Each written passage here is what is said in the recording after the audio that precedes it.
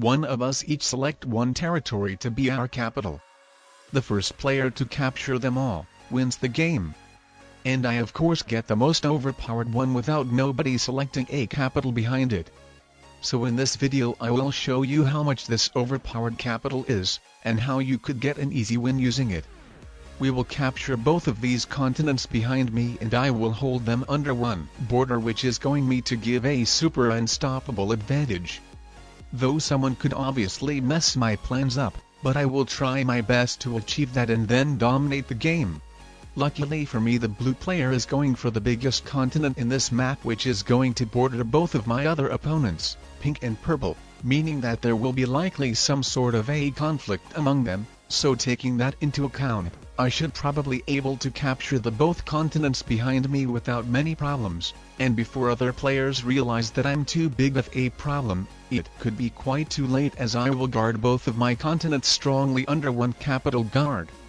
I've just moved out 6 troops from the continent the purple player added his troops to, so he would appreciate me, and with me being a neighboring player he wouldn't feel much pressure.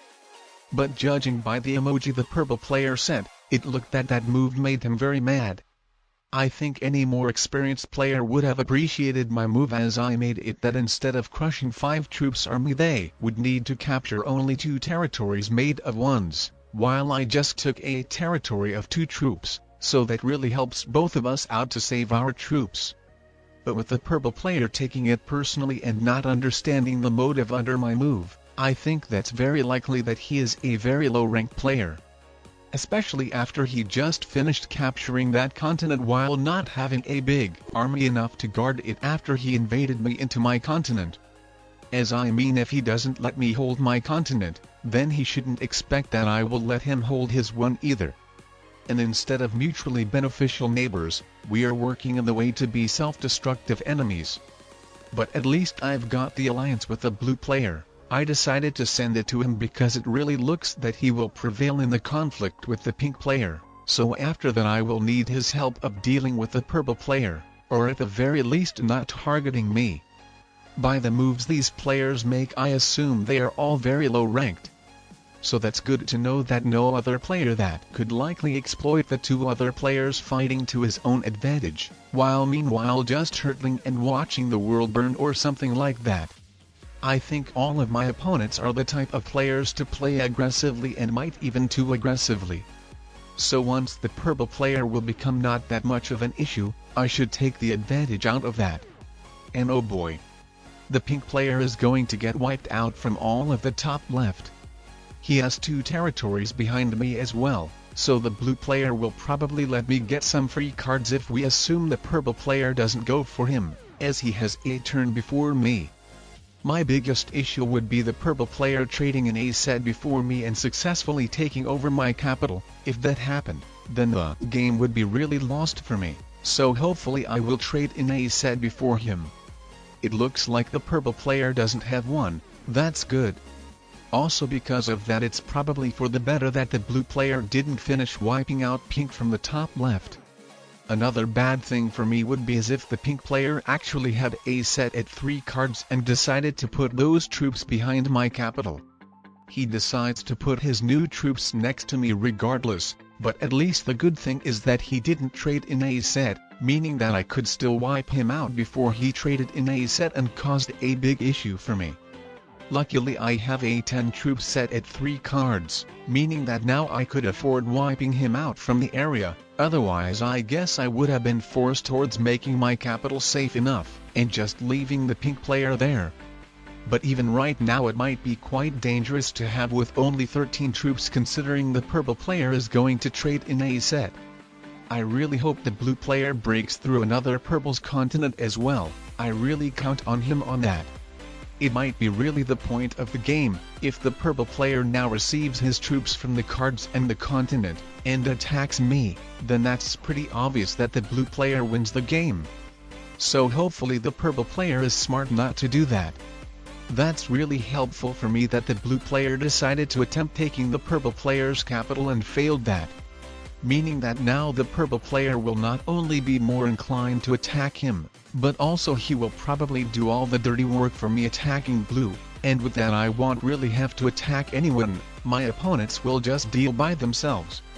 And I will just watch the world burn after pulling my one border capital strategy, which is probably going to be unstoppable. And I think that's it. They of course could still try to work together and that could help them to make a comeback, but I think they're too much of big enemies right now, so with no cooperation and with self-destructiveness into a non-winning war, I think they really have a 0% chance to win the game. So as long as I don't disconnect or something like that, I think they literally have no better thing to do right now but just play for the second place, and I think I will try to interact as less as possible. I will just hold those continents under one capital guard and just have a moment. Well, actually now with one more continent, because why not? Let's actually become very strong and see the purple and blue players fighting it out just for a casual fun. I mean, they will do all the dirty work by themselves, so I don't even need to interact myself. I just have to watch and that's it, and then after one of them prevails just wipe out the whole board and simply take a victory for myself. I think the purple player has already understood that it's just ridiculous how much strong I have become, but at the same time he cannot really do anything about that. It doesn't help for him that the blue player takes my alliance seriously and only attacks him. I think the blue player is a type of the player who goes after the alliance victory rather than the solo victory, so that is really promising to me, with me being the ridiculously dominating player in this very imbalanced alliance.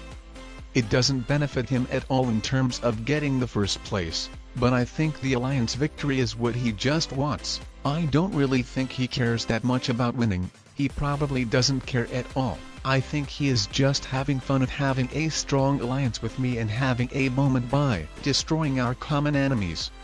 So I'm just gonna let him take care of the purple player. I think that's really hard to decide which player decides to get the second place anyway. I think both of them misplayed a lot. But the blue player is stronger, and at the same time was my ally, so I will just let him take the purple player out before I wipe him out as well. I think maybe I shouldn't keep sending those emojis, I think that feels a bit toxic when doing it every turn, and I didn't really think about that, but it looks like it was the last turn me doing that, as the blue player is about to finish taking the purple player out and I will be able to conclude the game. And that's right. Good job, blue. You were a really nice puppet. I would really like to say ally, but I think a puppet is really the right term here. The biggest question now is whether I should take this win by a capital victory by taking over all capitals, or just have fun with wiping the whole board out, and as you see I decided to go with the latter option. My advantage was so big, so why not? Let's just have a moment. And now for more capital games, I would recommend you watching the whole Capital Conquest playlist. I hope you really enjoyed this overpowered one capital border strategy.